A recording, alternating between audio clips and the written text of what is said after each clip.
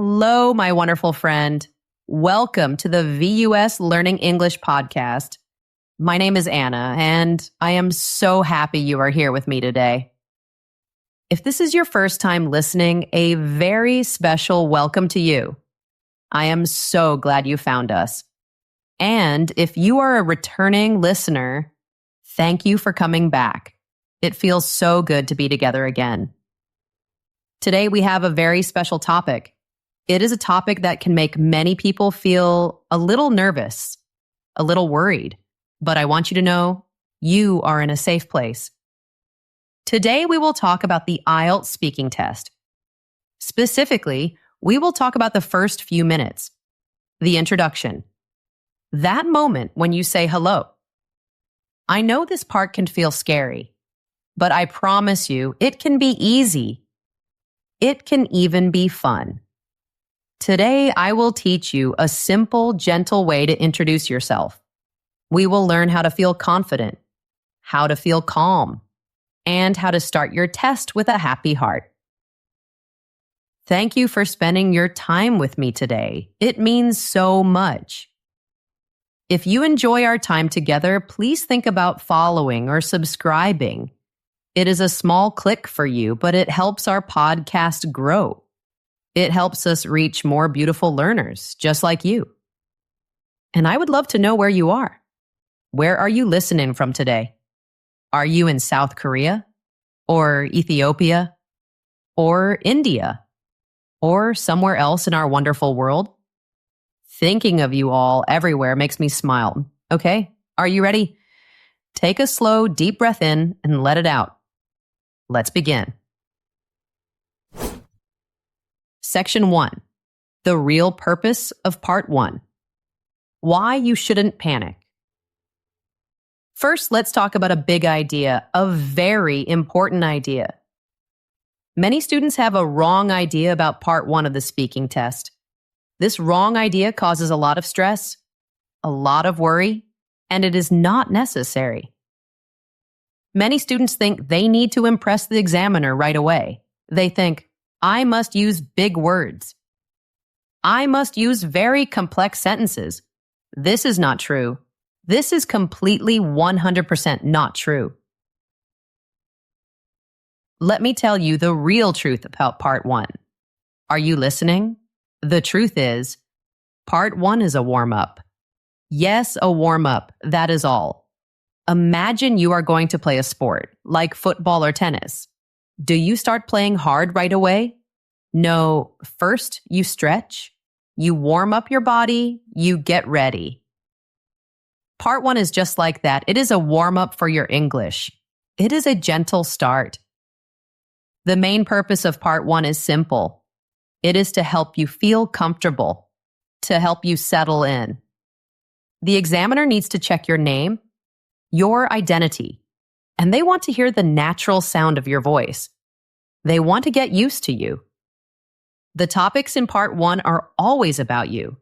They are simple, everyday topics, like your home, your job, your family, your hobbies. Why are the topics so simple? Because the examiner is not testing your knowledge. They do not want to know if you are an expert in science or history. They are testing your ability to communicate, your ability to talk about normal, everyday things. Now, I want you to imagine something with me. Think about the examiner, the person listening to you. They might do many, many tests in one day. Maybe 10 tests, maybe 20 tests. They have a script to follow. They need to start the recorder. They need to check your ID card or your passport. They want to ease you into the test. Gently, softly. They are not expecting a big formal speech. They are not waiting for a university lecture in the first minute. That would feel strange for them. What are they looking for? It is very simple. They are looking for clear answers. They are looking for answers that make sense. And they are looking for a natural sounding speech. Just you talking normally.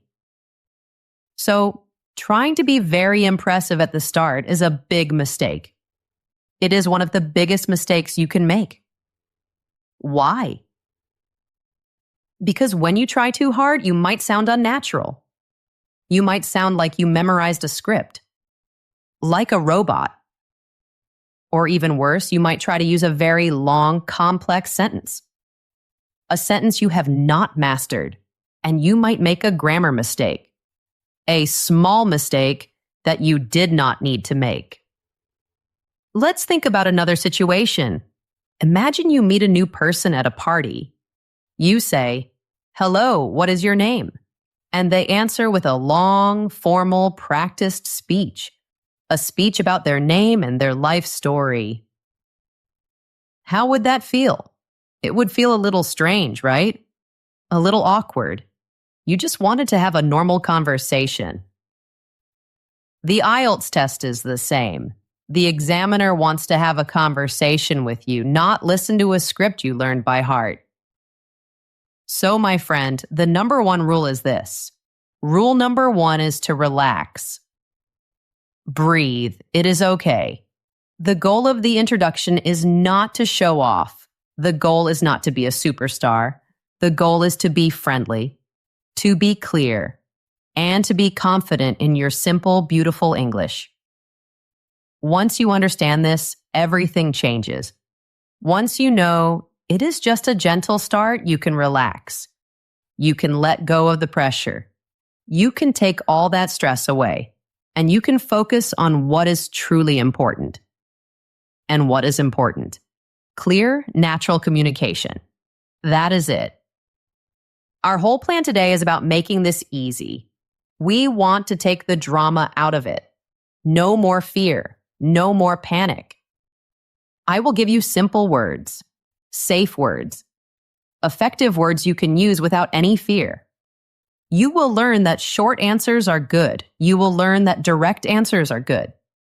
Accurate answers are your best friends in part one. So for now, I want you to forget about impressing anyone. Just forget it.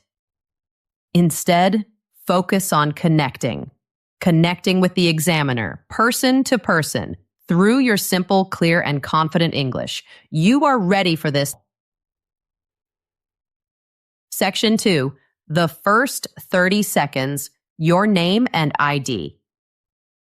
Okay, let's imagine the moment. Let's walk through the test step by step, from the very beginning. You're waiting outside the room. The examiner opens the door. They call your name. Now, it is your turn. You walk into the room. This is your first chance to make a good impression. And guess what? It has nothing to do with your English level. Nothing at all. What do? First, take a gentle, deep breath. Hold your head high. Walk in with a calm and confident energy. Look at the examiner. Make eye contact. And what do you do next? You smile. A small, friendly smile. And you offer a simple, polite greeting. You can say, hello, or good morning, or good afternoon. That is perfect. Do not overthink it. Do not worry about which one is best. Just be a normal, polite, and friendly person. That is the best first impression you can make. Now you will sit down. The examiner will sit down. They will start the audio recorder, and then they will begin with a standard script. A script they say to every single student. They will say their name, and then they will ask for your name. They will probably ask a question like this. Could you tell me your full name, please? This is it. This is your first spoken answer. Your first moment to use your voice. What is our goal here? What is our mission? The goal is absolute simplicity. The goal is absolute clarity. 100% simple. 100% clear.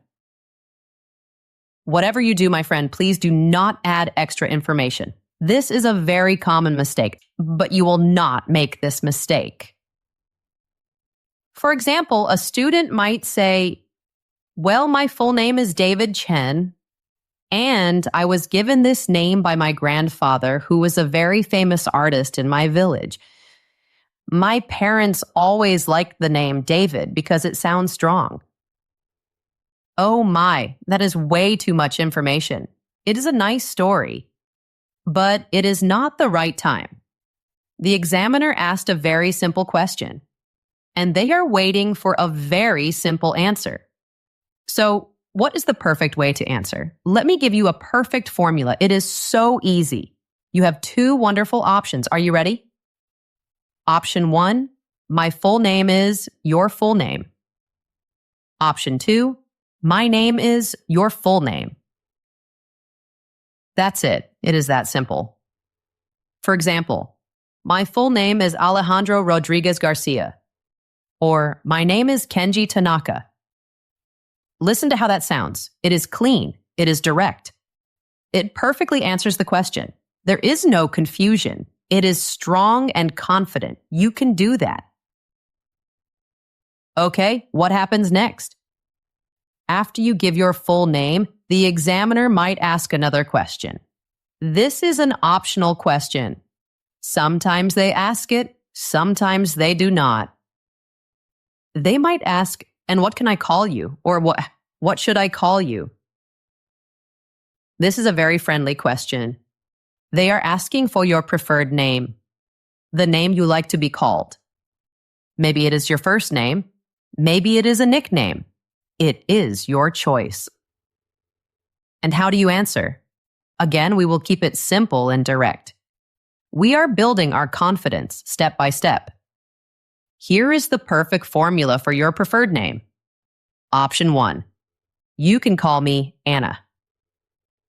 Option 2, please call me Anna. So simple, so polite, so clear. For example, you can call me Alex, or please call me Ken. Now, there's a common mistake here too. Some students explain, they say too much, or they sound a little bit sorry, a little apologetic. For example, a student might say, my name is quite difficult for foreigners to pronounce, so it is probably better if you just call me Sunny. It is easier. I understand the idea. The student is trying to be helpful, but how does it sound? It sounds a little bit insecure, a little lacking in confidence. We want to be confident. You have a beautiful name. You do not need to apologize for it. You can state your preference directly and politely. So, a good answer is, you can just call me Sunny. That is good. But do you want to know an even better answer? An answer that sounds even more natural and confident? Try this. Most people call me Sunny, so that would be great. Oh, that sounds wonderful. It is friendly. It is confident. It is natural. It is perfect. So, we have done your name. What is the final step in the first 30 seconds? The examiner will ask for your identification, your ID. They will say something like, "Can I see your identification, please?" Your response here is an action. You will give them your passport or your national ID card. And as you give it to them, you can say some simple, polite words. Here is the perfect formula for the ID check. You can say, "Of course, here it is." Or you can say, "Yes, certainly. Here's my passport." And that is all. Nothing more is needed. Nothing complicated. Let's stop and think about what you have just done. You walked in with a smile. You gave a polite greeting. You stated your name clearly and simply. You shared your preferred name with confidence. You handed over your ID with a polite phrase. You have been polite. You have been confident. You have been clear. You have answered every single question perfectly, without any stress, without any panic. You have not tried to use any big fancy language. You have just been a friendly, helpful, cooperative person. And that is exactly what the examiner wants to see. You have passed the first 30 seconds with wonderful success. You have made an excellent first impression. You should feel very, very proud. Section 3. The golden rule for Part 1 answers, the ARE method. Okay, the first part is done. The greetings, the name, the ID check. You did it perfectly. Now the examiner moves on. They will start asking the first real questions. These questions will be about one of 3 simple topics. Topic 1, your hometown. Topic 2, your home or your house. Topic 3, your work or your studies. But before we talk about those topics, I need to teach you something. It is the most important rule for Part 1. It is a golden rule, a secret key. If you forget this rule, you might lose easy points, but you will not forget it because we will practice it together. Here is the rule. You must avoid one-word answers, but you must also avoid very long, rambling stories. You need to find the perfect place in the middle. The sweet spot. And what is that sweet spot? It is a clear, simple answer that is about 2 or 3 sentences long. 2 or 3 sentences. That is your target. But Anna, you might ask, how do I do that? How do I make my answer 2 or 3 sentences long every time? It sounds difficult. It is not difficult, my friend. I have a secret weapon for you. It is a simple method, a little formula. I call it the ARE method. That is ARE. It is so easy to remember, and it will help you answer every question perfectly. What does ARE stand for? Let's break it down. A is for answer. First, you directly answer the question. R is for reason. Second, you give a reason for your answer. E is for example or extra detail. Third, you add one small example or one extra piece of information. Answer, reason, example, ARE. Let's look at each step more closely. Step 1. A is for answer. The very first thing you must do is answer the question directly. Head on. If the examiner asks, do you like your hometown? Your answer needs to begin with yes or no. So many students talk around the question. They give lots of details, but they never give a direct answer. This can be confusing for the examiner, so always start with a direct answer. Yes, no, I do, I don't. Step 2, R is for reason.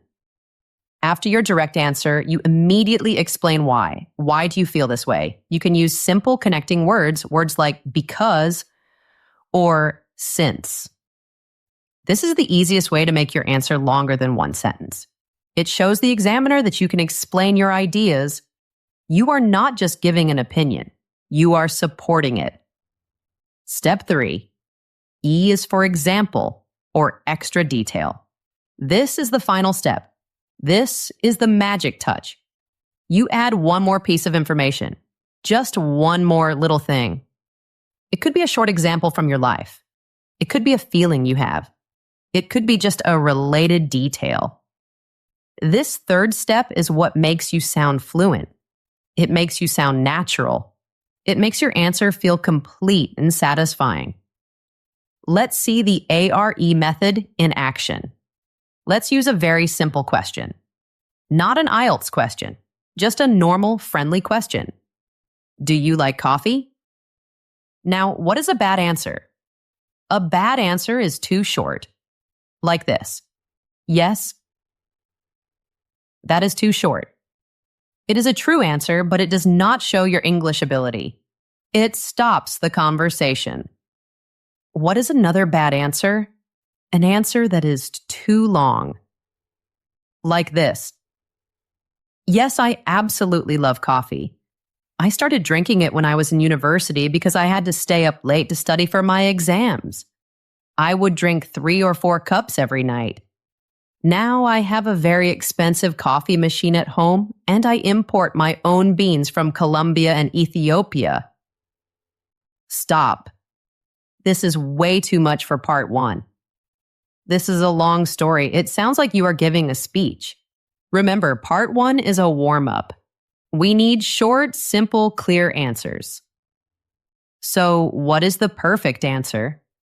The perfect answer uses our ARE method. Let's build it together step by step. The question is, do you like coffee? First, A for answer. We answer directly. Yes, I really enjoy it. Perfect. A direct, clear answer. Next, R for reason. We explain why. I find it helps me feel more awake and focused in the morning. Wonderful. We use the word because in our mind. I enjoy it because it helps me feel awake. Finally, E for example, or extra detail. We add one more small thing. I usually just have 1 cup with my breakfast before I start my day. Now let's put it all together. The question is, do you like coffee? The perfect answer is, yes, I really enjoy it. I find it helps me feel more awake and focused in the morning. I usually just have 1 cup with my breakfast before I start my day. Can you see the difference? Can you feel how good that answer is? It is perfect. It is direct. It gives a reason. It adds a nice detail. And it is a neat 3 sentences. It is not too short. It is not too long. It is just right. It sounds natural. It sounds fluent. It completely answers the question, and it causes no stress. This ARE structure is your new best friend. It is your secret weapon for all of part 1. It is a simple, repeatable pattern. You can use it again and again. It guarantees your answers are always the right length. They always have the right amount of detail. This method takes away the guessing. You no longer have to worry, am I saying too much? Am I saying too little? Now you have a clear plan, and you can focus your energy on your pronunciation and on your grammar. This is a powerful tool, my friend, and now you have it. Let's learn how to use this powerful ARE method for the real IELTS questions. Let's talk about your hometown, your home, and your work or studies. You are going to do so well. Section 4. Deep dive. Talking about your hometown. All right, let's begin our deep dive. Let's talk about your hometown. This is one of the most common topics at the start of part 1. It is a favorite topic for examiners. The examiner might say something like, let's talk about your hometown or village. Or, now, I'd like to ask you some questions about where you live. When you hear this, you can smile. Because you are ready. You have your secret weapon, the ARE method. Let's look at the most likely questions and how to answer them perfectly. Question 1. Where are you from? Or they might ask, where do you live? This is a very simple question. It is just asking for the name of the place you call home.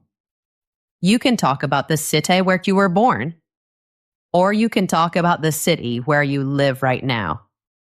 It does not matter. Just pick the one that is easier for you to talk about. Now, what is a common mistake here? A common mistake is an answer that is too short. For example, I'm from Shanghai. This is not a bad answer, but it is only 1 sentence. It is a missed opportunity. We can do better. We can use our ARE method to make it great.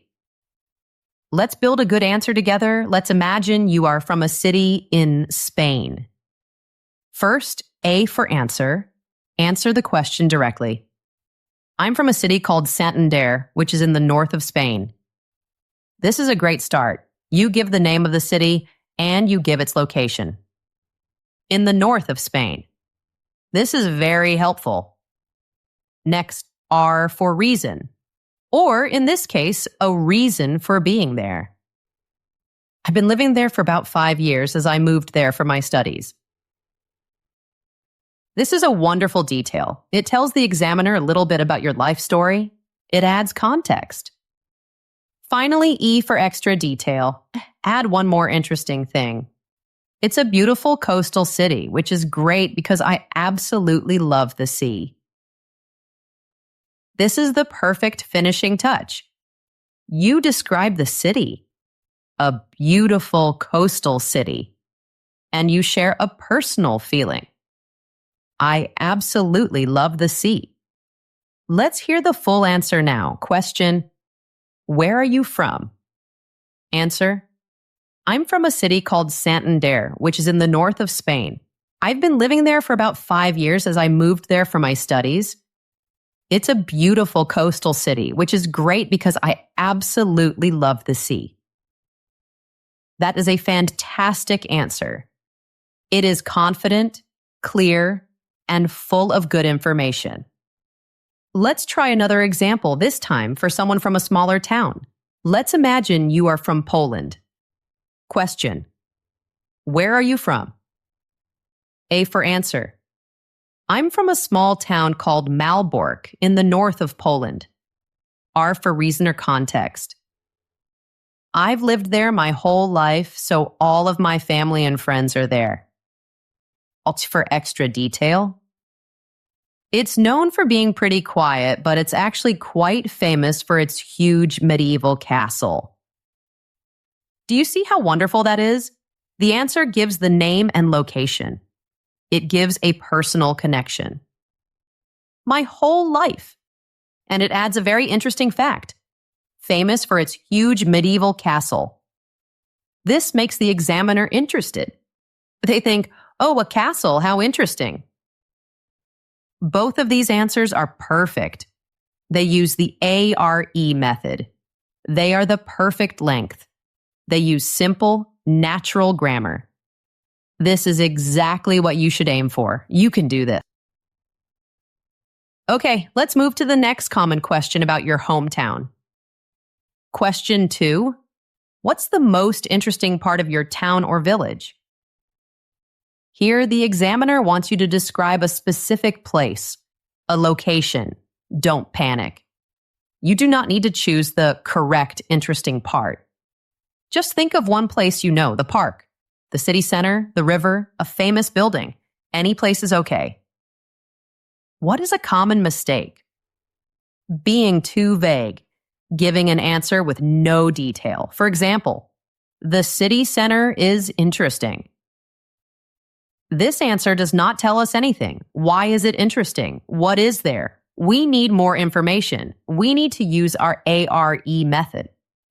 Let's build a good answer. Imagine the most interesting part is the old part of the city. A for answer: I'd have to say the most interesting part of my city is the old historic quarter. That is a strong start. You have named the place. R for reason. It's filled with beautiful traditional architecture and lots of these narrow, winding streets. This is a beautiful reason. You are painting a picture with your words.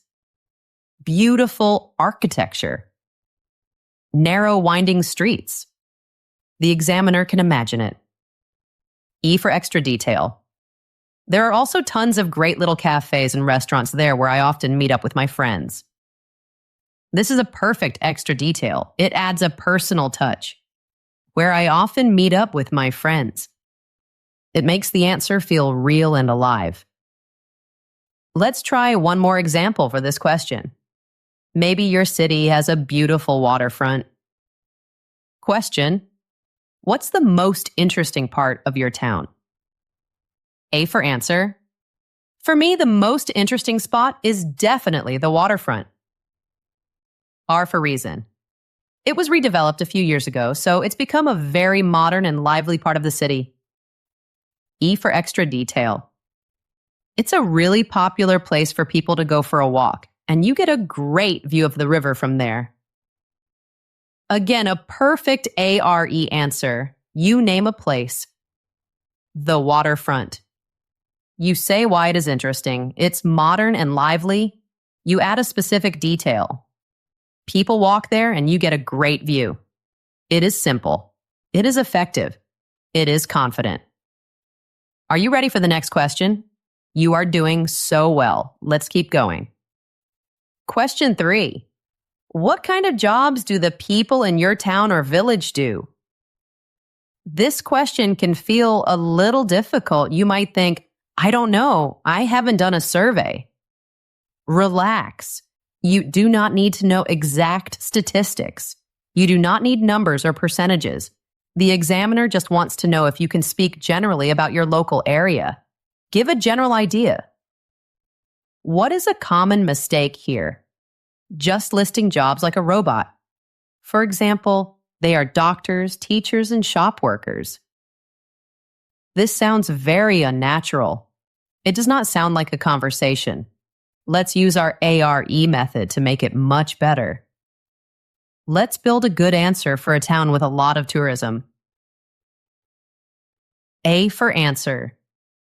Well, it's quite a mixed economy, but I suppose a lot of people work in the tourism industry. This is a great start. Phrases like mixed economy and tourism industry are great topic vocabulary, are for reason. That's mainly because my town gets a ton of visitors in the summer who come for the beaches. This is a perfect explanation. It connects the jobs to the feature of the town. E for extra detail. Aside from that, I think many others are employed in local services like shops, restaurants, and hospitals. This adds more information in a very natural way. It shows you can talk about different parts of the economy. Let's try another example, this time for a more industrial city. Question. What kind of jobs do the people in your town do? A for answer. Historically, my city was known for heavy industry, and manufacturing is still a pretty major employer. R for reason. There are several large car factories on the outskirts of the city that employ a lot of people. E for extra detail. But in recent years, the technology sector has also started to grow quite a bit. This is another excellent answer. It uses good vocabulary. Heavy industry, manufacturing, technology sector. It gives specific examples, large car factories.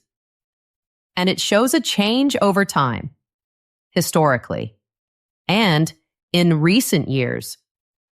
Preparing a few of these special words for your own hometown can make your answer stronger, but remember, keep the sentences simple and clear. Okay, one last question for the hometown topic. You are doing great. Question 4. Would you say it's a good place to live? This is an opinion question. The examiner is asking for your feeling, your judgment. There is no right or wrong answer. It is a great chance to show you can express your opinion clearly. What is a huge missed opportunity here? A simple, short answer. For example, yes, it's very good. Oh, my friend, this answer makes me a little sad. It is such a missed chance to shine. Let's use our ARE method to create a brilliant answer. Let's build it. A for answer. Yes, on the whole, I'd say it's a fantastic place to live. This is a much stronger start. On the whole and fantastic are great words. R for reason. The main reason is that it has all the facilities you need, like good shops and public transport, but it never feels too crowded. This is a wonderful reason. It gives 2 positive points, good facilities and not too crowded. For extra detail. I suppose the only downside is that it can be a bit quiet in the evenings, as there isn't much nightlife. Wow, this extra detail is brilliant. Why? Because it offers a small contrast, a small negative point.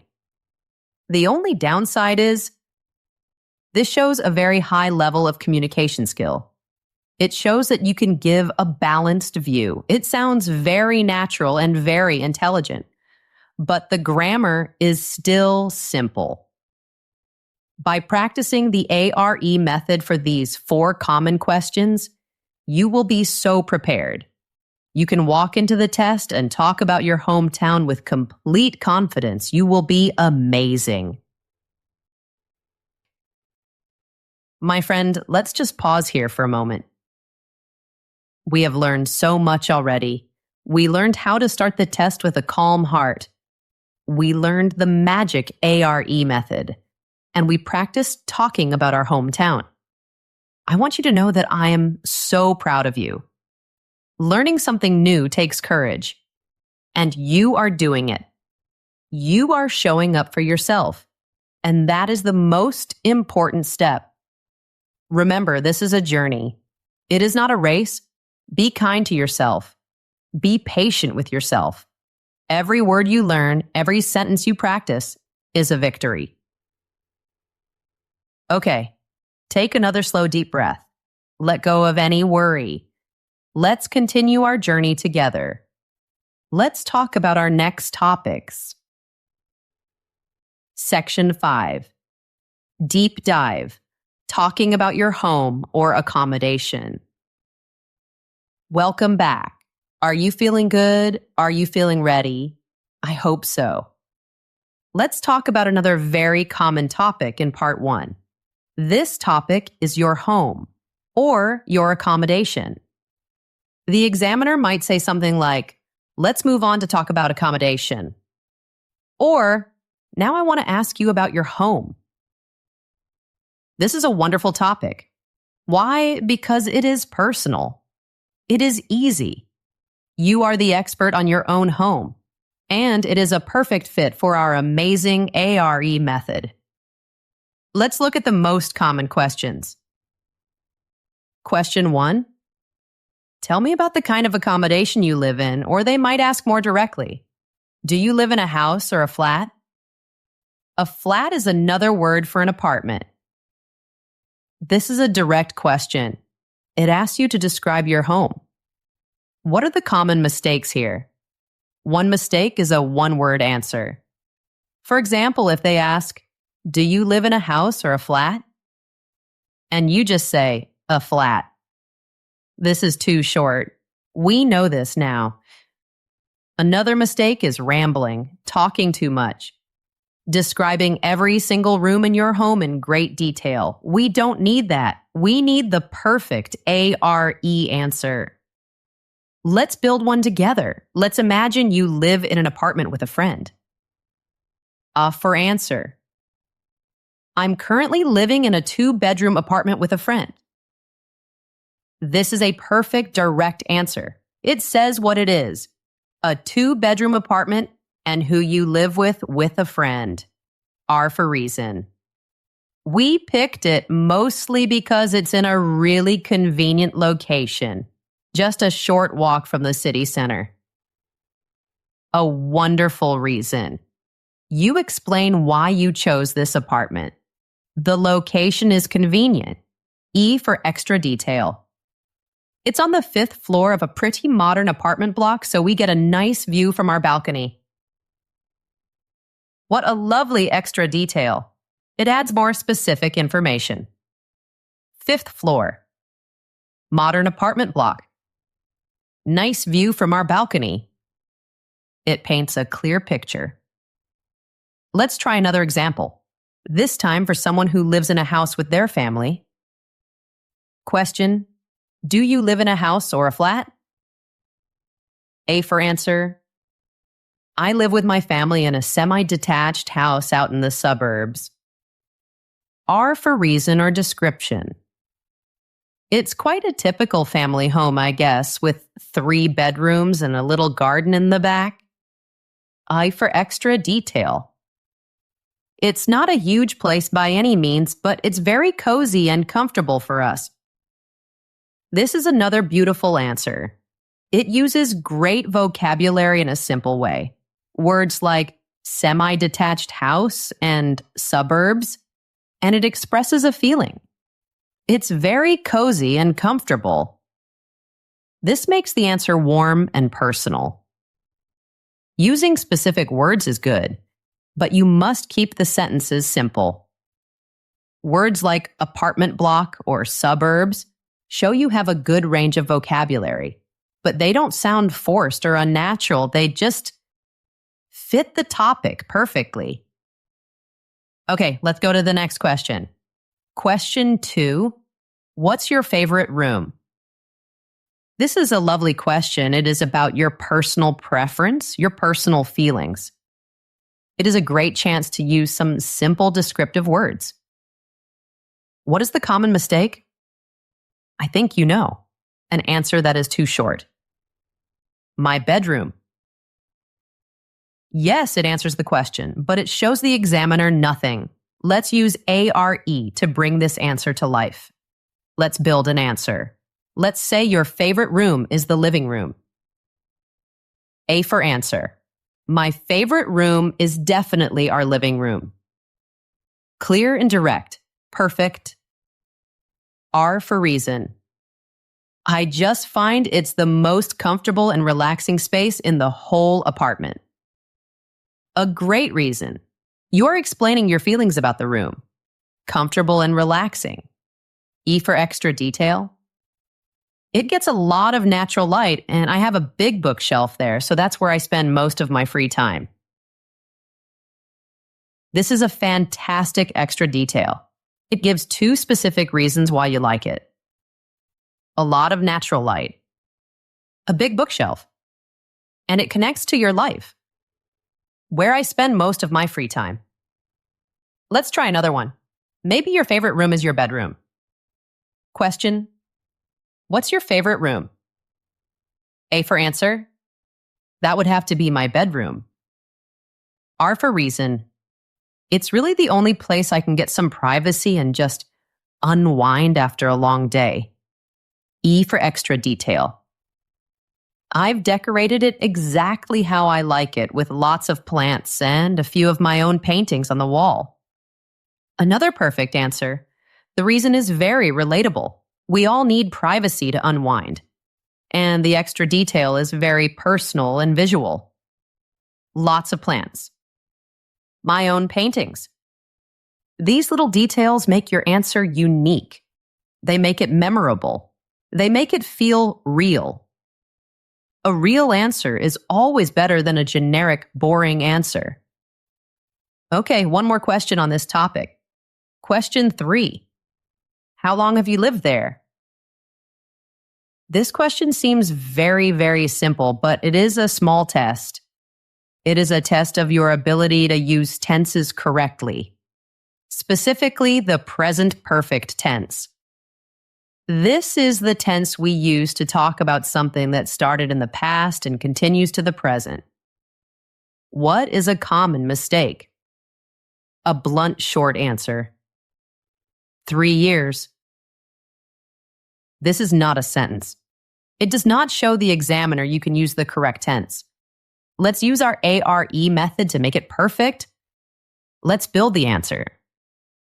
A for answer. I've been living there for about 3 years now. This is the perfect way to start. I have been living. This is the present perfect continuous tense. It perfectly answers the question. It shows the examiner you have a good handle on your grammar.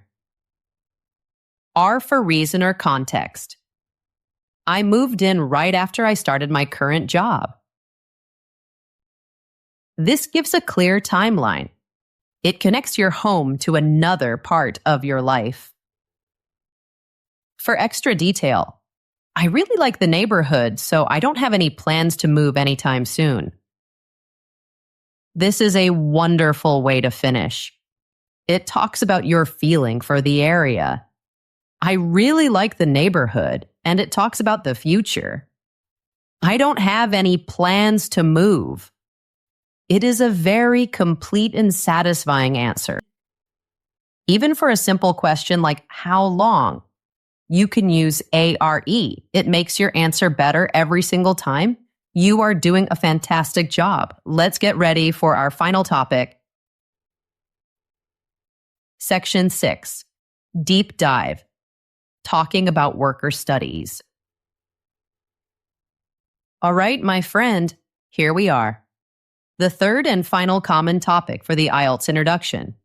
This topic is worker studies. The examiner will usually ask a very direct question to start. A question like, do you work or are you a student? This is a simple choice question. Your answer to this question will decide the next few questions. It will send you down one of two paths. Path 1 is for students. Path 2 is for people who work. We will cover both paths, so no matter your situation, you will be 100% ready. Let's start with Path 1. You are a student. Path 1, you're a student. So the examiner asks, do you work or are you a student? And you say, I am a student. Then the examiner will likely ask this question next. Question 1. What subject are you studying? What is the common mistake? A one-word answer. Biology. Too short, you know this. Let's use our ARE method to build a great answer. A for answer. I'm in my final year of studying business management at the National University. This is a brilliant start. It is full of useful information. Your year of study. My final year. Your subject, business management. Your university, at the National University.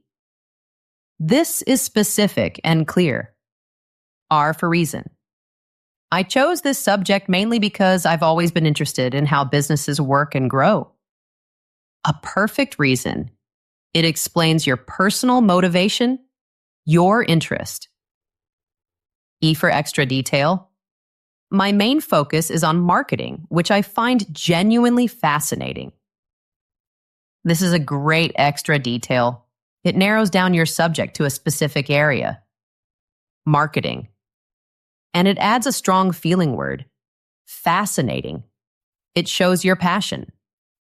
Now the examiner might ask a follow-up question. A question very similar to the reason you just gave. They might ask, Question 2, why did you choose that subject? You might think, I just answered that. Do not worry. This is a chance to expand on your reason, to give a little more detail. What is a common mistake? A very simple, generic reason.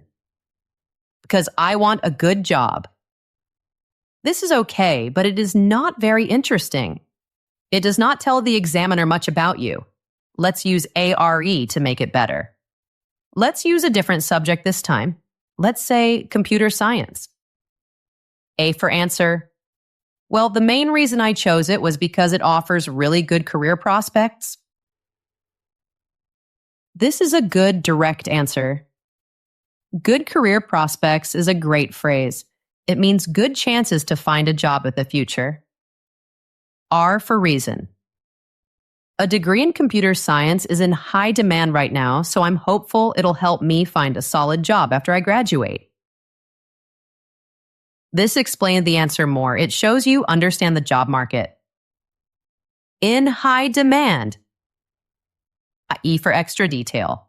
But on top of that, I've always really enjoyed problem solving and coding, so it just felt like a natural fit for me. This is the perfect addition. It adds your personal passion. It is not just about money or a job, it is also about what you enjoy. Ivy always really enjoyed problem solving. This makes your answer balanced and much more personal. Okay, that was path 1 for students. You did a great job. Now let's go to path 2, you work. Path 2, you work. So the examiner asks, do you work or are you a student? And you say, I work. The examiner will then ask a question like this. Question 1. What work do you do? What is the common mistake? Giving just your job title. I'm an engineer. This doesn't tell us much. What kind of engineer? What do you do every day? We can do so much better with ARE. Let's build a great answer for someone who is a graphic designer. A for answer. I work as a graphic designer for a small advertising agency. This is a great start. It gives your job title, graphic designer, and your place of work. A small advertising agency, R for reason or responsibility. My main responsibility is to create the visual concepts for our clients' marketing campaigns. This explains what you actually do. It is very clear and professional. For extra detail, I've been in this role for about 2 years now, and I really love the creative side of it. This adds 2 great details: how long you have been there for about 2 years, and what you enjoy about it, the creative side of it. This paints a full picture of your job in just 3 simple sentences. Okay, let's look at the next likely question for people who work. Question 2. Do you enjoy your job? This is an opinion question, just like, is your town a good place to live? It is a great chance to share your feelings. What is a common mistake? A weak, undescriptive answer. Yes, it's interesting. This is not a very strong or convincing answer. Let's use ARE to fill it with energy and detail. A for answer. Yes, I absolutely love it. I feel really lucky to have a job that I'm passionate about. Wow, what a powerful start. I absolutely love it. I feel really lucky. Passionate about. These words show strong, positive feelings. R for reason. The thing I enjoy most is the collaborative environment. I work with a fantastic team. This gives a very specific reason for your happiness. It is not just the work, it is the people. A collaborative environment. A fantastic team. This is a wonderful reason. E for extra detail. Plus, every day brings a new challenge, so the work never gets boring. This adds another excellent point. The work is not repetitive. It is always new. A new challenge. Never gets boring. This is a very effective and personal answer. My friend, we have now covered all 3 main topics: your hometown, your home, and your work or studies.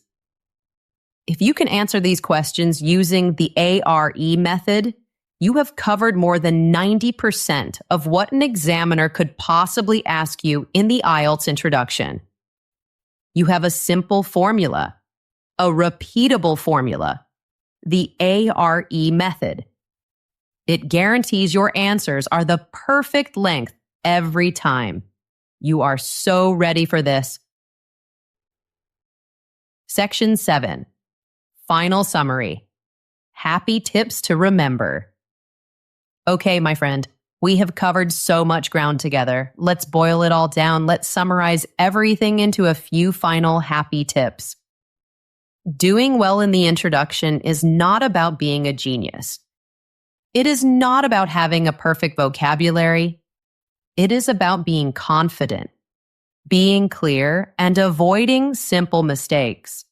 So let's not call them mistakes to avoid. Let's call them happy tips to remember. That feels much better, doesn't it? Happy tip number 1. Avoid one-word answers.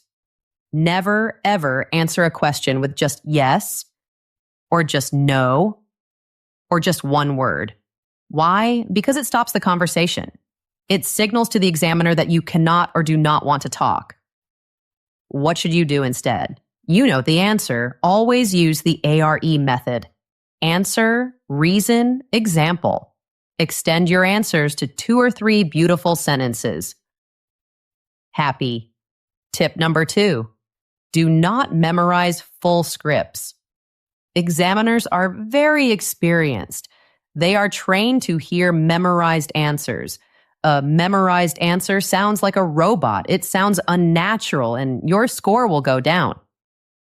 So what should you do? Do not memorize the answers.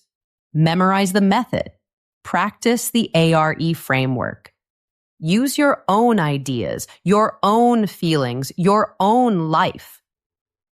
Practice saying your answers out loud. Do not just write them down. Speak them.